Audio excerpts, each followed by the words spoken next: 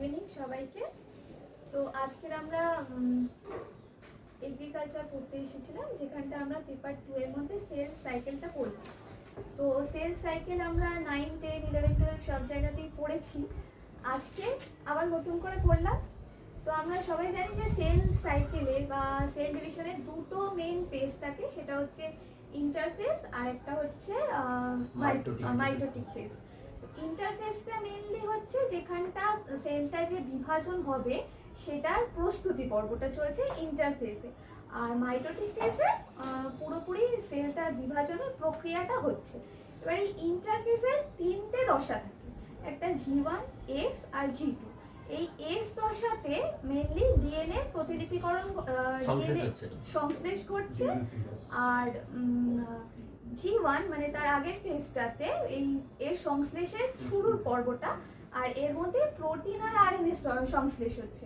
আর G2 যে ফেজটা, এই G2 ফেজের মধ্যে হচ্ছে এটা সংশ্লেষের পরবর্তী পর্যায়ে। এর মধ্যে আমরা দেখতে পাচ্ছি যে ক্রোমোসোমগুলো ক্রমাগত ঘনীভূত হয়, কোষ বিভাজনের যে শুরু সেটা ঘটছে হচ্ছে G2 ফেজের মাধ্যমে। এরপরে আমরা ধীরে ধীরে চলে আসছি হচ্ছে মাইটোটিক ফেজে। তো মাইটোটিক ফেজের দুটো ভাগ থাকছে, একটা হচ্ছে ক্যারিওকাইনেসিস, একটা হচ্ছে সাইটোকাইনেসিস। ক্যারিওকাইনেসিস বলতে বোঝাচ্ছে নিউক্লিয়াসের বিভাজন, আর সাইটোকাইনেসিস বলতে বোঝাচ্ছে সাইটোপ্লাজমের বিভাজন। তো ক্যারিওকাইনেসিসের আবার চারটে ভাগ আছে, ক্যারিওকাইনেসিসের 4টে ভাগ আছে। তার মধ্যে হচ্ছে 1 নম্বর প্রোফেজ, 2 নম্বর মেটাফেজ, তারপর অ্যানাফেজ, তারপর টেলোফেজ, আর সাইটোকাইনেসিসটা পরে আসছে। তো এই যে প্রোফেজ, এই প্রোফেজের মধ্যে মানে একেবারে কোষ বিভাজনের শুরুটা হয়ে যাচ্ছে। এখানটা কি হচ্ছে, নিউক্লিওলাস এবং নিউক্লিয় পর্দা এইগুলো বিলুপ্তিকরণের সূচনা ঘটছে। এখনো পুরোপুরি বিলুপ্তিকরণ ঘটেনি, সবে সূচনাটা ঘটছে। আর এখানেই হচ্ছে ডিহাইড্রেশন হয়ে, মানে নিউক্লিয় রসের ডিহাইড্রেশন হয়ে ক্রোমোসোমগুলো আরো স্পষ্ট হয়ে যাচ্ছে। আর হচ্ছে এরপরেই আমরা স্পাইরালাইজেশন ঘটছে, মানে ক্রোমোসোমগুলো স্পাইরালাইজেশন হয়, ওগুলো আরেকটু ভালো করে ভিজিবল হবে সেই জন্য। এরপরে আমরা চলে আসছি হচ্ছে মেটাফেজ। তো মেটাফেজের মধ্যে আমরা দেখতে পাচ্ছি যে ক্রোমোসোমগুলো ক্রমাগত সরু রডের মতো হয়, নিরক্ষীয় অঞ্চলের কাছাকাছি চলে আসছে, এবং তার পরবর্তীকালে আমরা দেখতে পাচ্ছি যে এখানে নিউক্লিওলাস এবং নিউক্লিয় পর্দা সেটার পুরোপুরি বিলুপ্তি ঘটে যাচ্ছে। তারপরেই চলে আসছে হচ্ছে আমরা মেটাফেজ, অ্যানাফেজ। এই অ্যানাফেজ দশার মধ্যে আমরা যেটা দেখলাম সেটা হচ্ছে যে সেন্ট্রোমিয়ার যেটা থাকে, সেটা সেন্ট্রোমিয়ারটা এমন একটা অবস্থানে চলে আসে যে ক্রোমোসোমটাকে দেখতে ভি আকৃতির মতো হয়ে যায়। আর হচ্ছে এরপরেই আমরা পড়লাম অ্যানাফেজের মধ্যে, ক্রোমোসোমের সংকোচনের ফলে ক্রোমোসোমটার মানে ধীরে ধীরে মেরুর দিকে চলে আসছে। এর ফলে কি হচ্ছে, এটাকে আমরা বলছি অ্যানাফেসীয় চলন। তারপরেই চলে আসছে হচ্ছে মেটাফেজ, অ্যানাফেজ, টেলোফেজ। টেলোফেজের মধ্যে প্রোফেজে যেগুলো ঘটেছিল সেগুলো পুরোপুরি উল্টো জিনিসটা ঘটছে। যেমন আমরা আগে দেখেছিলাম যে স্পাইরালাইজেশন হচ্ছে, এখানটা ডিস্পাইরালাইজেশন হবে। ওখানটার ডিহাইড্রেশন হয়েছিল, এখানটা আবার নিউক্লিওরসের হাইড্রেশন হবে। তারপরে হাইড্রেশন হয়ে যে ক্রোমোসোমটা সেটা ধীরে ধীরে আবার অস্পষ্ট হতে থাকবে। এটা হলো। এরপরেই আমরা চলে এলাম আজকে হচ্ছে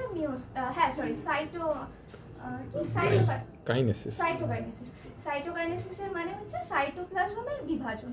তো এখানে প্রাণী কোষ আর উদ্ভিদ কোষের ক্ষেত্রে দু রকমের দেখা যায়। প্রাণী কোষের ক্ষেত্রে কি হচ্ছে, সাইটোপ্লাজমের মাঝ বরাবর ক্লিভেজ তৈরি হয়ে যাচ্ছে, সেটা দিয়ে দুটো সেল তৈরি হয়ে যাচ্ছে বা অপত্য কোষ তৈরি হয়ে যাচ্ছে।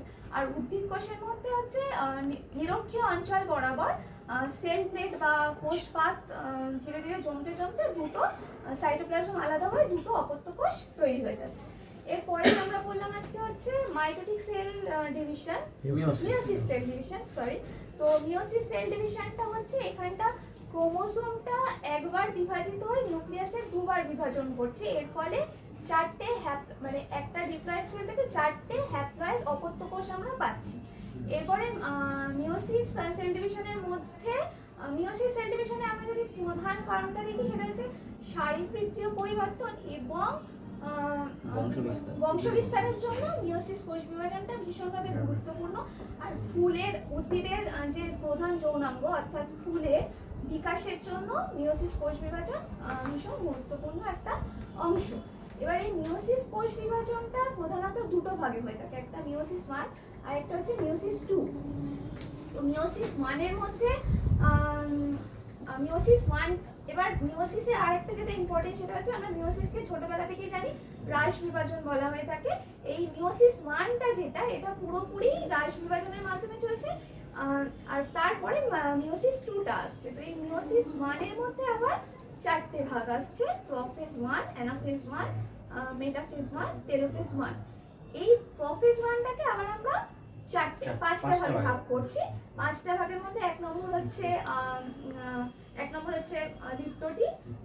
লেখা আছে লিপ্টোটিন মানে হচ্ছে থিন থ্রেড। লিপ্টোটিন কথাটার অর্থ হচ্ছে থিন থ্রেড। এখানটা কি হচ্ছে, ক্রোমোসোম গুলো খুলে গিয়ে নিউক্লিয় পর্দার কাছে এসে এমন একটা সুবিন্যস্ত অবস্থায় থাকছে যেটাকে দেখতে ফুলের তোড়ার মতো লাগছে, এই জন্য লিপ্টোটিন স্টেজটাকে আমরা বুকি স্টেজ বলে থাকি। এরপরে আসছে হচ্ছে জাইগোটিন। এই জাইগোটিনের ক্ষেত্রে কি হচ্ছে, ক্রোমোসোম গুলো ঘনীভূত হয়ে গিয়ে একত্রিত হয়ে জোটবদ্ধ হয়ে যাচ্ছে।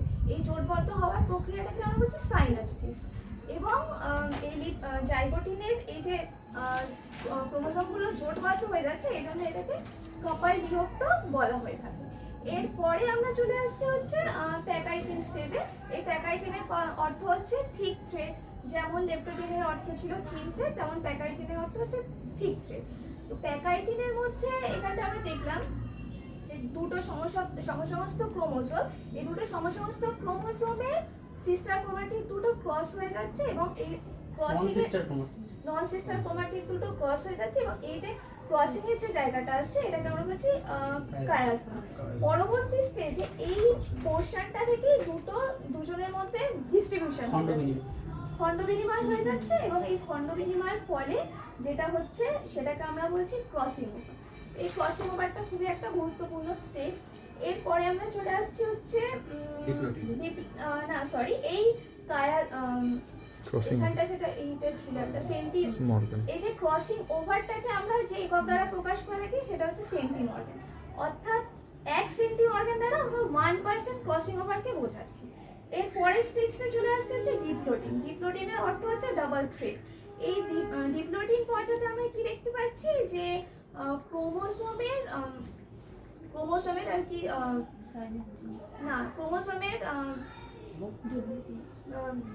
সাইনোপ্টোমিয়াল কমপ্লেক্স দ্রবীভূত হয়। হ্যাঁ, সাইনোপ্টোমিয়াল কমপ্লেক্স দ্রবীভূত হয় এবং ক্রোমোসোমের সংকোচনের ফলে কায়াজমাটা সেন্ট্রোমিয়ার থেকে ক্রমশ দূরে চলে যেতে থাকে। এর ফলে এইটাকে আমরা বলছি হচ্ছে